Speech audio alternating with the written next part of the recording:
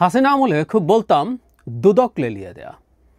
শেখ হাসিনা অনেকের বিরুদ্ধে দুদককে লেলিয়ে দিতেন, কারণ কেউ যদি তার বিরুদ্ধে যায়, তার সাথে সমস্যা করে, দুদক নামের প্রতিষ্ঠানটা দিয়ে তাকে শায়েস্তা করার একটা চেষ্টা বা অ্যাটলিস্ট হুমকি দেখানোর চেষ্টা, হুমকি দেখিয়ে থামিয়ে দেওয়ার চেষ্টা সবসময় ছিল।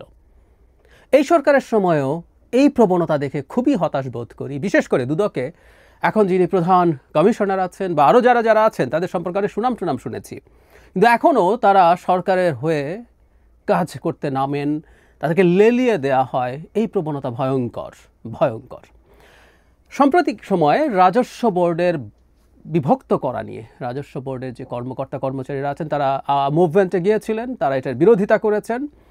আমরা যতদূর জানি এটা IMF এর পরামর্শ হচ্ছে। যাই হোক, যে পরামর্শ হোক, সরকার একটা সিদ্ধান্ত নিয়েছে, এটা নিয়ে তাদের বক্তব্য থাকতে পারে, তারা আন্দোলন করা হয়তো অনেক ক্ষেত্রেই তাদের চাকুরি যে বিধি আছে সেটা বহির্ভূত হয়। বিশেষ করে তারা যখন কর্মবিরতিতে যান তখন বিরাট ক্ষতি হচ্ছিল, সরকার তখন তাদেরকে নানাভাবে চাপ দেওয়ার চেষ্টা করেছে এবং এই চাপের মধ্যেই দুদক লেলিয়ে দেয়া আছে।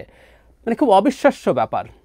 আমি বলছি না NBR এর বড় বড় পদে বা মাঝারি পদে বা ছোট পদেও যারা আছেন তারা সবাই ধোয়া তুলসী পাতা, এর মধ্যে প্রচুর করাপ্ট মানুষজন আছে, কোনো সন্দেহ নাই। আমাদের সেই ছাগলকাণ্ডের মতিউর NBR এর কাজ করা মানুষ আমরা জানি। শুধু সেটা না, আমাদের আশপাশে এনারা তো কেউ ভিন গ্রহ থেকে আসেননি, আমাদের আশপাশেই তারা থাকেন। সুতরাং আমরা জানি অনেক অনেক অনেক দুর্নীতিগ্রস্ত কর্মকর্তা কর্মচারী এখানে আছেন, কিন্তু সমস্যাটা অন্য জায়গায়। আমি একটা নিউজের একটা অংশ একটু পড়ি। প্রথম আলো, 3 জুলাই 2 কমিশনার সহ NBR এর আরও 5 কর্মকর্তার বিরুদ্ধে দুদকের অনুসন্ধান শুরু। এটা একটা ফলো আপ রিপোর্ট। আরও কেন, এর আগে 4 দিনে, মানে এই রিপোর্টের আগে 4 দিনে NBR সদস্য কমিশনার সহ উচ্চ পদের 11 জন কর্মকর্তার বিরুদ্ধে তদন্তে নামে দুদক। তাদের মধ্যে NBR এর 2 জন সদস্য আছেন, এছাড়া NBR সংস্কার ঐক্য পরিষদের সভাপতি হাসান মোহাম্মদ তারেক রিকাবদারও আছেন, এটা আছেন। এরপর আরও 5 জনের বিরুদ্ধে, তার মধ্যে ইন্টারেস্টিংলি যারা ছিলেন তাদের মধ্যে অতিরিক্ত কর কমিশনার সেহেলা সিদ্দিকা হলেন NBR আন্দোলনের নেতৃত্ব দেওয়া NBR সংস্কার ঐক্য পরিষদের মহাসচিব। তাহলে আমরা খুব ভালোভাবে বুঝতে পারছি যারা নেতৃত্বের পর্যায়ে আছেন তাদের বিরুদ্ধে এই দুদক লেলিয়ে দেওয়া হয়েছে। এবং এরপর পরবর্তীতে পত্রিকায় নিউজ এসছে, যেমন একটা আজকের পত্রিকার একটা হেডলাইন, NBR কর্মকর্তাদের মধ্যে দুদক ও বহিষ্কার আতঙ্ক। বদলি হয়েছে এবং সরকারি চাকরির বয়স 25 বছর হলে তাদেরকে বরখাস্ত করা যায়, কোনো কারণ দর্শানো ব্যতি রেখে, এগুলো আছে। এবং যেটা সবচেয়ে জরুরি কথা, দুদকের আতঙ্ক তৈরি করা হয়েছে। একটা প্রশ্ন কেউ করতেই পারেন, এটা খুবই ভ্যালিড প্রশ্ন, সেটা হচ্ছে ওনারা আতঙ্কিত হবেন কেন? কেউ যদি দুর্নীতিগ্রস্ত না হয়ে থাকেন তার আতঙ্কিত হওয়ার কারণ নাই, এটা হলো প্রাথমিক কথা। যদিও দুদক দুর্নীতিগ্রস্ত না হলেও মানুষকে হয়রানি শেখ হাসিনার আমলে অন্তত করেছে, কিন্তু আমরা তাত্ত্বিকভাবে তর্কের খাতিরে, আমি আবারও বলছি, যাদের বিরুদ্ধে অভিযোগ আনা হয়েছে আমি তাদেরকে বলছি না তারা সবাই করাপ্ট, কিন্তু আমরা ধরে নিলাম তর্কের খাতিরে তারা করাপ্ট। তাহলে আমি প্রশ্ন করতে চাই, দুদক এতদিন তাদের বিরুদ্ধে ব্যবস্থা নেয়নি কেন? আমরা দুদক পুষি কেন? দুদকের কাজটা কি আসলে? দুদকের কাজটা কি?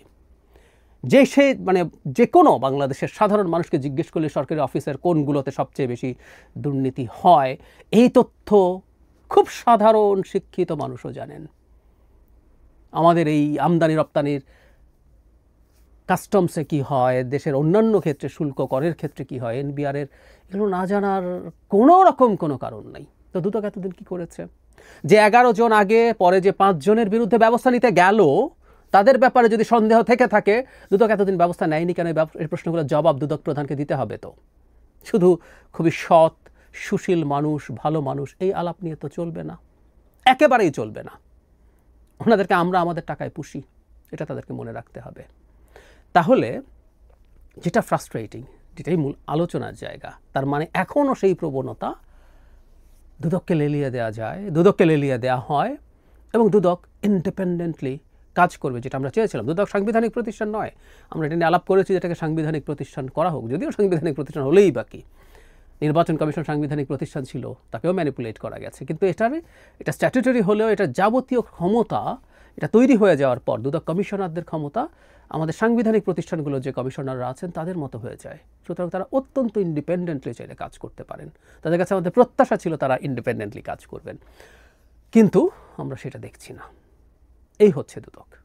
খুবই ফ্রাস্ট্রেটিং। আমরা ভবিষ্যতের কোনো একটা সময়, আবারও বলছি, ভবিষ্যতের এই সরকারের মধ্যে এগুলো কিছু হবে টবে না। আমরা আমার সেই কথাটার পুনরুল্লেখ করা হয়, পুনরাবৃত্তি করা হয়, অনেকের ভাল লাগবে না।